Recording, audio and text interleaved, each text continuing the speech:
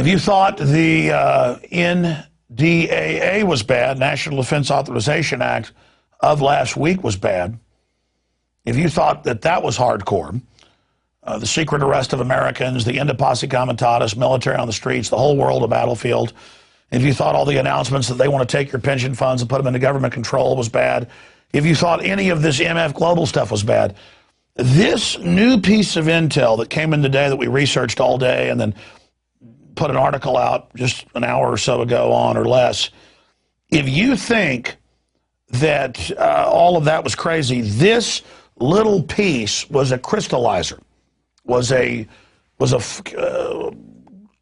real indicator of just how serious things are.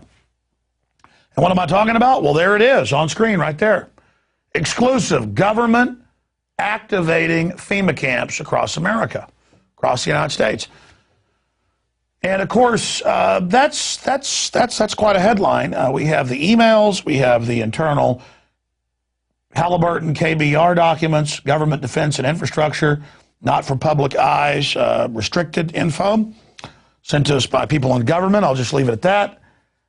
And it's got the 5 regions for the FEMA camps, and it talks about barricades and barbed wire and armed guards. And it says that they've built the camps and that now they need to get ready to staff them, and that they need to be ready within a 72-hour period for the guards and the people in the canteen with the food and the launderers and just the whole 9 yards.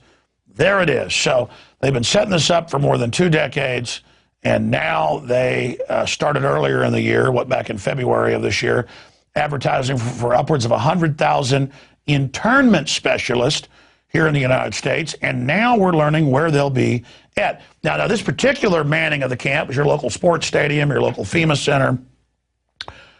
These are 300-person camps to 1,000-person camps where they then interrogate you and go over things, and then you're sent off to the 1 million-man camps that we're going to be breaking down. But I tell you what, I did a whole report on this. Oh, thank you, Marcos. Appreciate that water. I've done a whole report on this that's coming up. But I suggest that you do what anybody with common sense, and of course our listeners, I think I have a little extra common sense, I would call your friends and family right now. And I would tell them to mosey on over to Infowars.com so they can see this information. And I would tell them to get this information because it's a lengthy article that Kurt Nimmo and I put together this afternoon. It goes over all of it. And it's got links to films and congressional hearings and admissions of all of this. And so I want to challenge everybody to call their friends and their families now and realize that the new economy is to put tens of millions of people, we already have the biggest prison population in the world, in this archipelago, this giant chain of facilities all over the country. Because it's all there. All the government documents, all the government admissions, a civilian inmate labor camp program run by the Army, where they're at, all the details down to how they're going to break the families up and where the children go and the forced inoculations and everything. The executive orders, the legislation, the congressional hearings. But I tell you, Glenn Beck used to giggle and laugh a couple years ago. He really enjoyed that. Where for over a month he built it up that I think FEMA camps are real. We've done an investigation and we're going to expose it on this date. Then the date would come and he's, oh, I'm sorry, we're not ready, but it's bad what we're finding. And then a day later, after saying, oh, we have popular mechanics, the yellow journalism specialist of the famous family of yellow journalism that wrote the book on it. They made a movie about it with Orson Welles, Citizen Kane. And they came out and they said that, oh, I did research, none of it's true, it's all fake. And they said, look at this website, it's a photo of a North Korean prison, doesn't exist here. And look at this website, You know, they say that this train station is a FEMA camp. And I had even predicted a few days before that they would go with that straw man attack because I'd sent them all the information. I could see what they were doing. And this is the military-industrial complex absorbing America and basically declaring a police state and reinstituting a form of slavery. They ship drugs in, they make laws where if you use the product that they ship in, you go to prison. And you work for 25 cents an hour, and the good old boys get on talk radio and say, good, make prisoners work. But did you ever think it's taxpayer paid for, the profits are privatized off of slave labor, you got 4 million plus people working in slave labor, and they work for below, on average, 25 cents an hour? What's that going to do to your wages? You think China's driving down your wages? You think Mexico? You think India? You think Paraguay is driving down your wages? At least there, it's pretty much a prison, but the families are getting something. This is people in prisons that are taxpayer paid for, and then the profit is off of somebody working for 25 cents an hour or less. Telemarketing, furniture, license plates, refurbishing computers. And by the way, the Japanese-American main group has come out and said they're worried about the NDAA and secret arrest of Americans and all the rest of this. I mean, it just boggles the mind that all of this is happening. And then on the heels of the NDAA, they've built the camps, they've admitted the camps are going in, and now they want the personnel to man them. And they say you've got to be signed up starting next year in February, and you've got to be ready from them on out. You're given a basic contract to be standing by to man the camps. So they're paying groups now to man the camps. I mean, let me think. They've been building the camps for decades. They've been keeping them quiet, but they're on old military bases and private facilities. That's admitted now in the Emergency Centers Establishment Act. It documents that our analysis was spot on. It's exactly what we had seen them building and constructing, but we were only piecing it together and reverse engineering it. It confirmed it all and more. In fact, it stunned me how accurate we were with the pieces we had. But now all the pieces are in the jigsaw puzzle. And so these things are in place. They build a bunch of them, small ones, medium ones, huge 1 million person camps. I mean, that's a big city.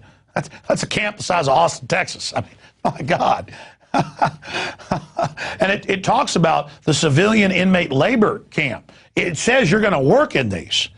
And I've heard Michael Savage years ago say, we're going to make these people that are in the camps work. We're not going to pay for you. No, I know you're going to work for nothing and then displace everybody else's jobs. I mean, I guess the slave camps that Walmart and others have bought their goods from in China, they're just going to move them here now. And of course, who cares if the Constitution says all this is wrong? They have basically thrown that down the toilet. Makes the crimes of Nixon look like something a choir boy would do. So Rex 84 is in place. All of this has happened. All of this has been done. And I am live here at 7:32 Central, 8:32 Eastern, reporting to you live right now, asking you to call your friends and family and to have them go to Infowars.com. Project overview and anticipated project requirements, lining the people up to now man the camps, right as the world economy collapses by design, right as the New World Order banking system is announced, right as the sovereignty is butchered, right as they get rid of posse comitatus, right as they tell you they're going to arrest you, right as it comes out that they're calling mainline protesters terrorists and telling cops this, right as this treason is trotted out in everybody's face, exclusive government activating FEMA camps across America. It's one thing to build them. I saw a couple years ago where they were taking and refurbishing the old Japanese camps for use. That was in Associated Press.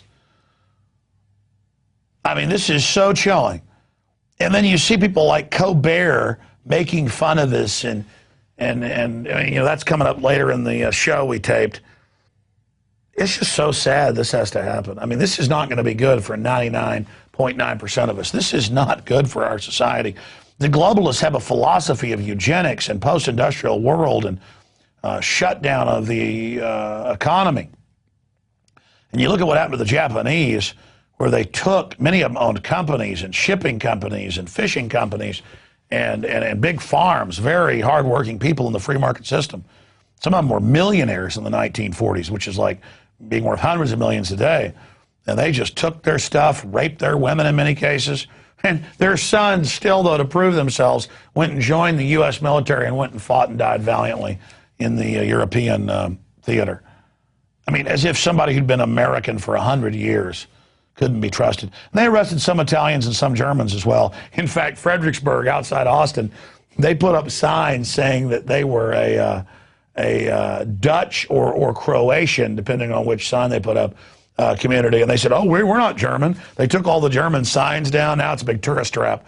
And, you know, ran around saying, hey, don't come after us. We're not German. I mean, this is ridiculous. I mean, if we had a war with England, when we started arresting anybody who had an English name, oh, my name's Jones, or let's say we had a war with Mexico, which could happen. Mexico is just totally collapsed, out of control. Wouldn't we arrest everybody with the name Gonzalez or Hernandez? I mean, this is what we're talking about. And then you get the internal documents, and they are saying they're going to go after people who are constitutionalists, people who actually understand what's going on. I mean, remember, Fox News and Glenn Beck said there were no FEMA camps when it was in the Wall Street Journal before it got bought by Rupert Murdoch. I mean, this is the type of stuff that we're facing. Again, I shot it like an hour and 45 minutes. There were a few screw-ups, a few graphics that went haywire. It's an incredible transmission tonight. You know, sure, it gets seen by members of PrisonPlanet.tv, and then it goes out on the web later to everybody else. And I'm sad that our average newscast only gets seen by a couple 100,000 people. And over a week, a few million watch the show. But, you know, my show started small on Access TV. The radio reaches 3 million a day now. But it's just, this is powerful stuff.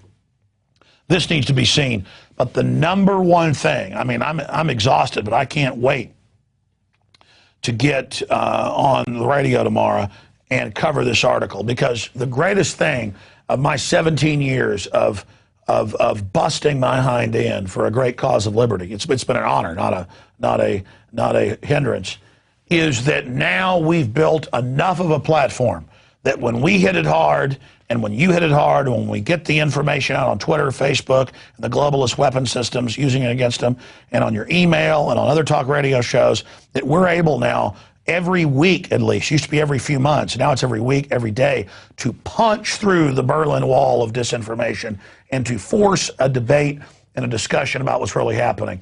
And we are getting numbers from police that call us and send us information that now 40, 50, 60% of their departments are waking up.